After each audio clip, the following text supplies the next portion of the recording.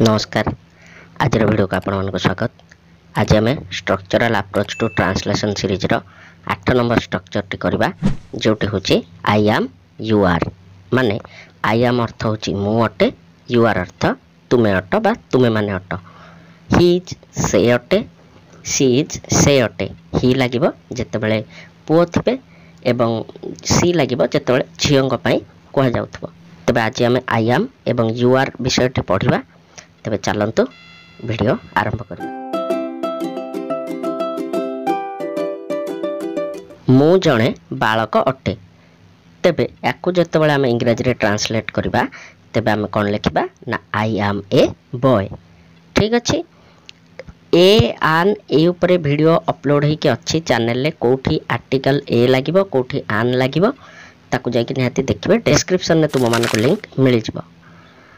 तेबे आ पूर्व वीडियो गुड़ा जदि देखिबे सेथिरे मु बुझाइथिले आपण मानको जे आपण ओडियाटा को इंग्रजी रे ट्रांसलेट करिया बेले केमिति बदलैबे। उदाहरण सहित आमे जानिबा तुम्भे जणे बालिका अट। तेबे आमे जानिचे जे इंग्रजी भाषा रे कर्ता परे संगे संगे क्रियापद बसी थाए।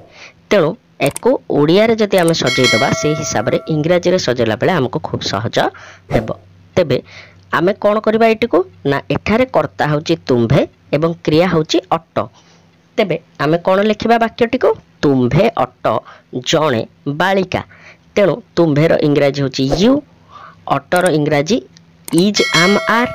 तेबे यू पाखरे कोन बसिबो आर बसिबो। तेबे यू आर जणे, जणे रो इंग्रजी होची ए आउ आन।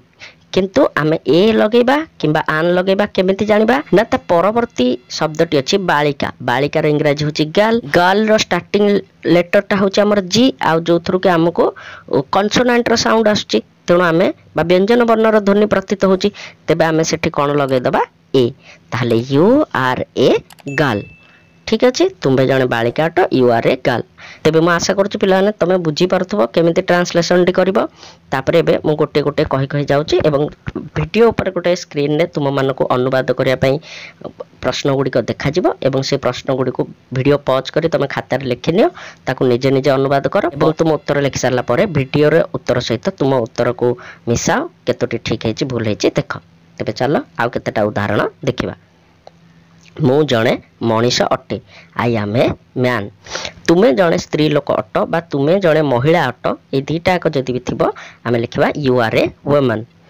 मु जणे शिक्षक अटे, आई एम ए टीचर। तुमे जणे छात्र अट, यू आर ए स्टूडेंट।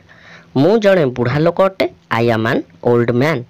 तुमे जणे युवक अट, you are a young man. तेबे बर्तमान तुमको स्क्रीन ऊपर केते गुडे प्रश्न देखा जाउथो अनुवाद करिया पई से गुडे को तुम लिख एवं उत्तर करि सारला परे वीडियो रो उत्तर सहित मिसे देखिनियो। मु जणे छात्र कोन हबो उत्तर आई एम ए स्टूडेंट। तुमे जणे शिक्षक, यू आर ए टीचर। मु गोटिए शिशु, आई एम ए चाइल्ड। तुमे जणे बुढ़ा लोक, you are an old man. मु गोटिए बालिका, आई एम ए गर्ल। तुमे जणे कृषक, यू आर ए फार्मर। मु जणे राजा, आई एम ए किंग। तुमे जणे छात्री, यू आर ए स्टूडेंट। मु गोटिए चाकर, आई एम ए सर्वेंट। सेइटी गोटिए बिलेई, दैट इज ए कैट। ये गोटिए गध, दिस इज एन आस किंबा दिस इज ए डंकी। तुमे मो मुनिब, यू आर माय मास्टर।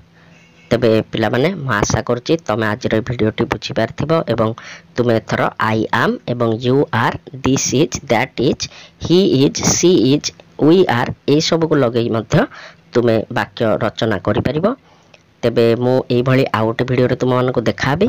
बाकी अनेक वीडियो चैनल ले अछि ए ट्रांसलेशन रिलेटेड ताकू भी जाई तुमे देख। मु तुम मानको से वीडियो रे देखाबी। रहउची।